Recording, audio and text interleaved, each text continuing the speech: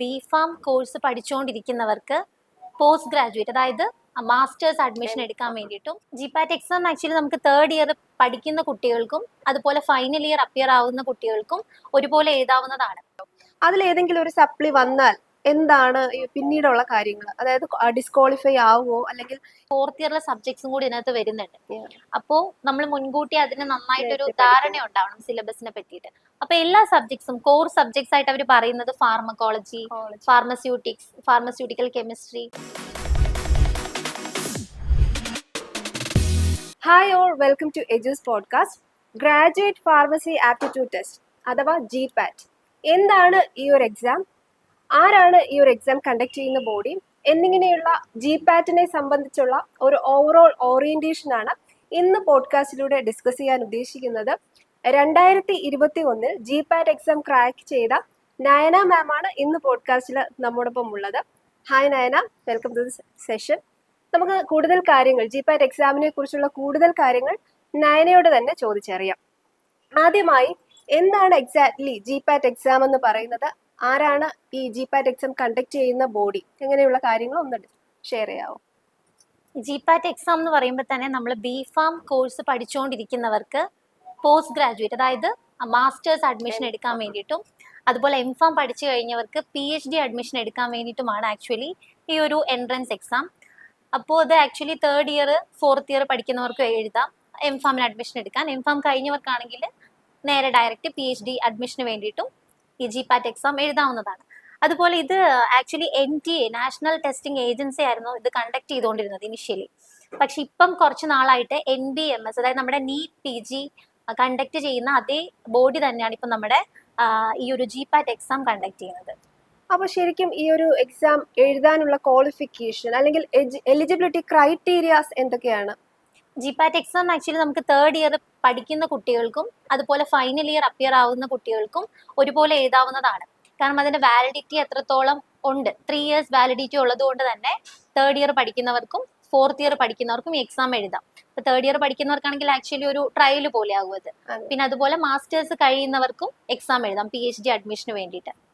അപ്പോൾ third year തൊട്ട് എഴുതാം എന്ന് പറഞ്ഞിട്ടുണ്ടായിരുന്നു. അപ്പൊ അതുവരെയുള്ള എക്സാംസ് എല്ലാം ക്ലിയർ ചെയ്തിട്ടുണ്ടാവണം. ഒരു തേർഡ് ഇയർ വിദ്യാർത്ഥിയെ സംബന്ധിച്ചിടത്തോളം ജിപാറ്റ് എക്സാം എഴുതണമെങ്കിൽ അതുവരെയുള്ള യൂണിവേഴ്സിറ്റി എക്സാംസ് എല്ലാം ക്ലിയർ ചെയ്തിട്ടുണ്ടാവും. അപ്പൊ ഈ ഒരു ജിപാറ്റ് എക്സാം എഴുതി കഴിഞ്ഞതിന് ശേഷം ഫോർത്ത് ഇയറിലുള്ള എക്സാംസ് വരുന്നുണ്ടല്ലോ, അതിലേതെങ്കിലും ഒരു സപ്ലി വന്നാൽ എന്താണ് പിന്നീടുള്ള കാര്യങ്ങൾ? അതായത് ഡിസ്ക്വാളിഫൈ ആവുമോ, അല്ലെങ്കിൽ എഴുതിയ എക്സാം ക്വാളിഫൈഡ് ആയിട്ടുണ്ടെങ്കിൽ അത് വാലിഡ് ആണോ, എന്താണ് അങ്ങനെയുള്ള കാര്യങ്ങൾ? നമ്മൾ തേർഡ് ഇയർ നമ്മളിത് അപ്ലൈ ചെയ്യുന്ന സമയത്ത് അത്രയുമുള്ള സബ്ജക്ട്സ് എന്തായാലും ക്ലിയർ ആയിരിക്കണം.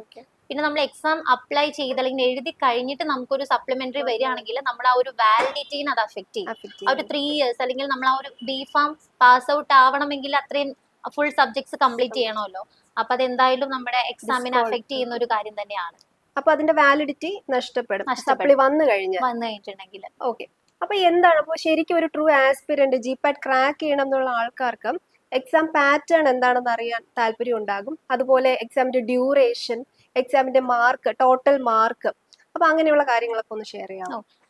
നമ്മുടെ ഈ ഒരു പാറ്റേൺ ആക്ച്വലി ചേഞ്ച് ചെയ്യുന്നുണ്ട്. ടെസ്റ്റിംഗ് ബോഡി, ആ ഒരു കണ്ടക്ട് ചെയ്യുന്ന എക്സാമിനേഷൻ ബോഡി മാറുന്ന അനുസരിച്ചിട്ട് ഇതിന്റെ പാറ്റേൺ ആക്ച്വലി ചേഞ്ച് ചെയ്തായിരുന്നു.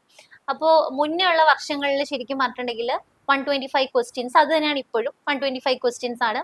ഒരു ക്വസ്റ്റ്യൻ കറക്റ്റ് ചെയ്യുകയാണെങ്കിൽ 4 മാർക്സും, തെറ്റിപ്പോവാണെങ്കിൽ -1 വെച്ചിട്ടാണ് ടോട്ടൽ 500 മാർക്സിനാണ് വരിക. പക്ഷെ മുന്നേ എന്ന് പറഞ്ഞിട്ടുണ്ടെങ്കിൽ നമുക്കൊരു സെക്ഷൻ അറ്റൻഡ് ചെയ്തുകൊണ്ടിരിക്കുന്ന സമയത്ത് മുന്നേ ഏതെങ്കിലും ഒരു സെക്ഷനിൽ ഡൗട്ട് വരികയാണെങ്കിൽ നമുക്കത് അങ്ങോട്ടേക്ക് പോവാമായിരുന്നു. പക്ഷെ ഇപ്പൊ ഏകദേശം ഈ ഒരു കമ്പ്യൂട്ടർ ബേസ്ഡ് ടെസ്റ്റ് നമ്മുടെ ഒരു സെൻട്രൽ ഗവൺമെന്റ് ഫാർമസിസ്റ്റ് എക്സാംസ് ഇല്ലേ, എയിംസ്, CBT തന്നെയാണ്. അപ്പൊ അതുപോലെയാണ്. അപ്പൊ ഒരു സെക്ഷന് 25 ക്വസ്റ്റ്യൻ വെച്ചിട്ടാണ്. ടൈം ലിമിറ്റ് ഉണ്ട്. അപ്പൊ ആ ഒരു സെക്ഷൻ ആ ഒരു ടൈമിനുള്ളിൽ നമ്മൾ ഫിനിഷ് ചെയ്യണം. അടുത്ത സെക്ഷനിലേക്ക് ഓട്ടോമാറ്റിക് ആയിട്ട് പോകും. പിന്നെ നമുക്ക് ബാക്ക് അടിച്ച് പ്രീവിയസ് സെക്ഷനിലേക്ക് വരാൻ പറ്റത്തില്ല. ഓരോ സെക്ഷനും പർട്ടിക്കുലർ ടൈം ഉണ്ട്. അപ്പൊ ആ ഒരു ടൈം മാനേജ്മെന്റ് ഭയങ്കര ഇമ്പോർട്ടന്റ് ആയിട്ടുള്ള ഒരു കാര്യമാണ്. അപ്പൊ നേരത്തെ പറഞ്ഞു ബിഫാം ആണ് ഇതിന്റെ ഒരു ക്വാളിഫിക്കേഷൻ എലിജിബിലിറ്റി ക്രൈറ്റീരിയ എന്ന് പറഞ്ഞു. അപ്പൊ എന്തൊക്കെ സിലബസ് ആണ് കുട്ടികൾ എക്സ്പെക്ട് ചെയ്യേണ്ടത്? അല്ലെങ്കിൽ ഇപ്പൊ കൂടുതലായിട്ട് ഏതെങ്കിലും ഒരു സബ്ജക്റ്റിന് വെയിറ്റേജ് കൊടുത്ത് മുൻഗണന കൊടുത്ത് പഠിക്കേണ്ടതുണ്ടോ? അപ്പൊ എന്താണ് സിലബസ് നമ്മൾ പ്രിഫർ ചെയ്ത് പഠിക്കേണ്ടതുണ്ടോ?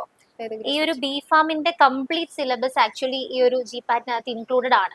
അപ്പൊ തേർഡ് ഇയർ പഠിക്കുന്ന കുട്ടികൾക്കാണെങ്കിൽ അപ്പോൾ വരുന്ന ഒരു ചെറിയൊരു പ്രശ്നം എന്ന് പറഞ്ഞാൽ ഫോർത്ത് ഇയറിലെ സബ്ജക്ട്സും കൂടി ഇതിനകത്ത് വരുന്നുണ്ട്. അപ്പോൾ നമ്മൾ മുൻകൂട്ടി അതിന് നന്നായിട്ടൊരു ധാരണ ഉണ്ടാവണം സിലബസിനെ പറ്റിയിട്ട്.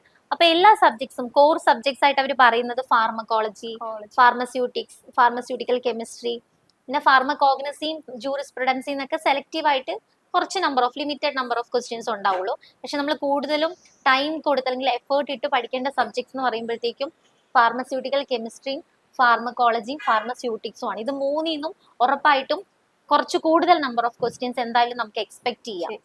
അപ്പൊ നമുക്ക് എല്ലാ വർഷവും എക്സാം കണ്ടക്ട് ചെയ്യുന്നുണ്ട്.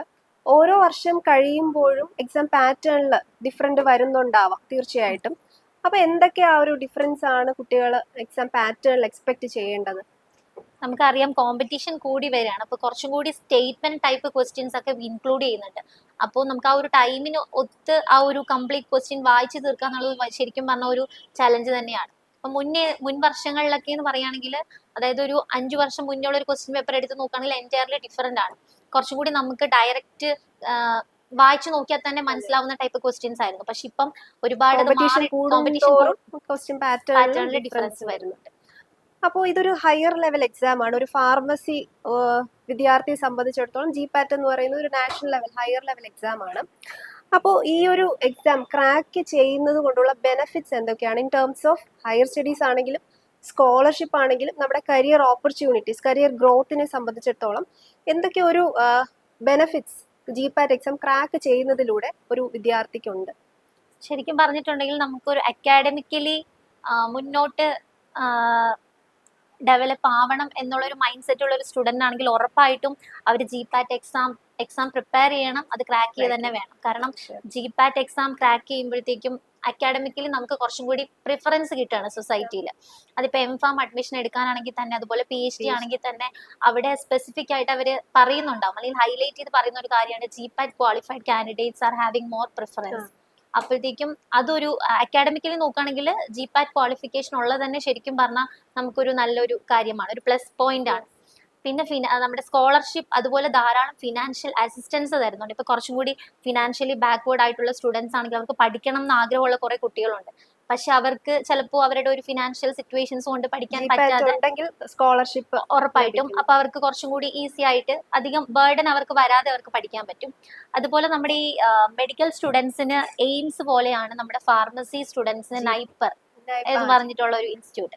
അപ്പൊ നൈപ്പറിൽ നമുക്കൊരു അഡ്മിഷൻ കിട്ടുകയാണെങ്കിൽ ശരിക്കും പറഞ്ഞാൽ അത് ആക്ച്വലി വളരെ നല്ലൊരു കാര്യമാണ്. കാരണം ഡയറക്റ്റ് റിക്രൂട്ട്മെന്റ് ആണ് നമുക്ക് ജോബ്. വലിയ ഫാർമസ്യൂട്ടിക്കൽ ഇൻഡസ്ട്രി, സിപ്ല, നോവാർട്ടിസ് പോലുള്ള കമ്പനീസിലൊക്കെ ഡയറക്റ്റ് റിക്രൂട്ട്മെന്റ് ആണ്. അപ്പൊ ആ നൈപ്പറിന് നമ്മൾ അപ്പിയർ ആവണമെങ്കിൽ ജിപാറ്റ് ക്വാളിഫിക്കേഷൻ മസ്റ്റ് ആണ്.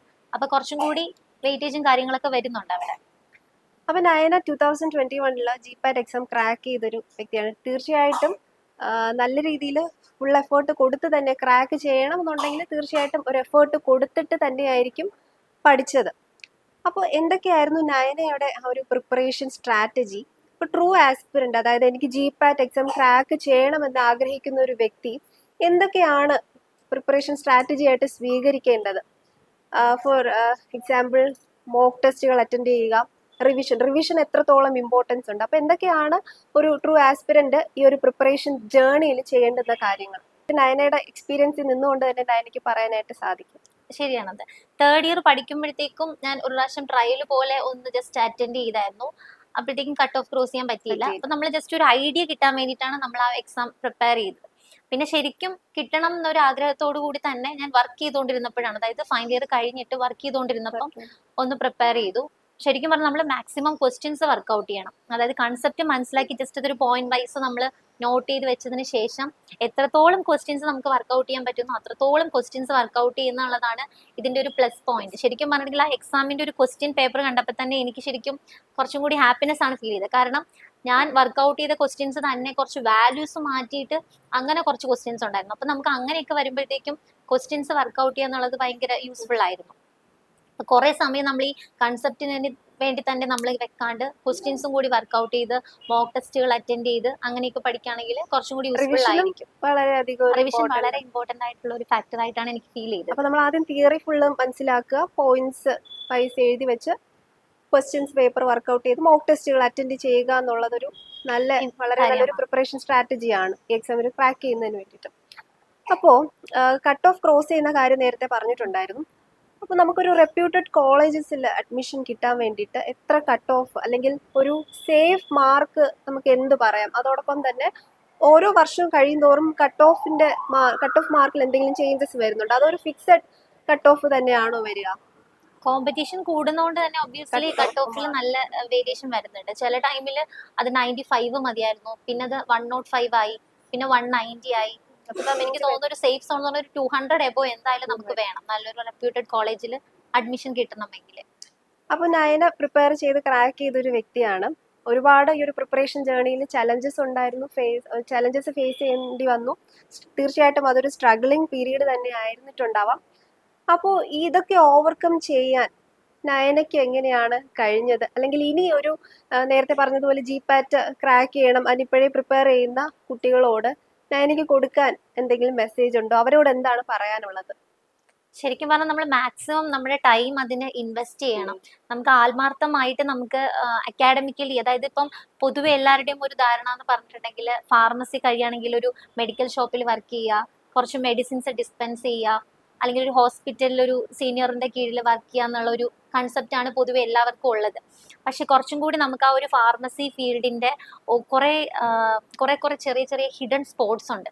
നമുക്കത് അക്കാഡമിക്കലി എക്സ്പ്ലോർ ചെയ്യണമെങ്കിൽ നമ്മൾ ഇങ്ങനെയുള്ള എക്സാംസ് ക്രാക്ക് ചെയ്ത് അക്കാഡമിക്കലി നമ്മൾ കുറച്ചും കൂടി ഗ്രോ ചെയ്യണം. അതിപ്പോ മാസ്റ്റേഴ്സ് കഴിഞ്ഞിട്ട് മാസ്റ്റേഴ്സിൽ നിർത്തരുത്, വെറുതെ PhD പോവുക, അങ്ങനെ കുറെ കാര്യങ്ങൾ ചെയ്തുകൊണ്ടിരിക്കണം. അപ്പൊ എനിക്ക് ഓൾറെഡി ഒരു ഇൻട്രസ്റ്റ് ഉണ്ടായിരുന്നു, അതായത് കുറച്ചും കൂടി എക്സ്പ്ലോർ ചെയ്യണം, ഇങ്ങനെ ഒരു മെഡിക്കൽ ഷോപ്പിൽ മാത്രം ഒതുങ്ങിക്കൂടി പോകണ്ട എന്നുള്ളൊരു ഇഷ്ടമുള്ളത് കൊണ്ട് അങ്ങനെ പഠിച്ചപ്പോൾ ആ ഒരു ഇഷ്ടത്തോടു കൂടി നമ്മൾ പഠിക്കുമ്പോഴത്തേക്കും ഉറപ്പായിട്ടും എത്രയൊക്കെ ചലഞ്ചസ് ഉണ്ടെങ്കിലും നമ്മൾ കുറച്ചെങ്കിലും ദിവസം ടൈം കണ്ടെത്തി നമ്മൾ അതിന് വേണ്ടിയിട്ട് സ്പെൻഡ് ചെയ്യും. ഇപ്പൊ നേരത്തെ പറഞ്ഞതുപോലെ റിവിഷൻ ആയിരുന്നാലും മറ്റെല്ലാ കാര്യങ്ങളും കോംപ്രമൈസ് ചെയ്തുകൊണ്ട് സോഷ്യൽ മീഡിയാസ് ആണെങ്കിലും ഇപ്പൊ ശരിക്കും ആഗ്രഹിക്കുന്നുണ്ടെങ്കിൽ GPAT എനിക്ക് ക്രാക്ക് ചെയ്ത് മുന്നോട്ട് പോകണം, അക്കാഡമിക്കലി ഗ്രോ ചെയ്യണം എന്നുണ്ടെങ്കിലും കരിയർ ഓപ്പർച്യൂണിറ്റീസ് അങ്ങനെയൊക്കെ വേണം എന്നുള്ള ഒരാളാണെന്നുണ്ടെങ്കിൽ ഈ പറഞ്ഞ കാര്യങ്ങൾക്ക് സാക്രിഫൈസ് ചെയ്യുക, നല്ല രീതിയിൽ തന്നെ പ്രിപ്പയർ ചെയ്യുക.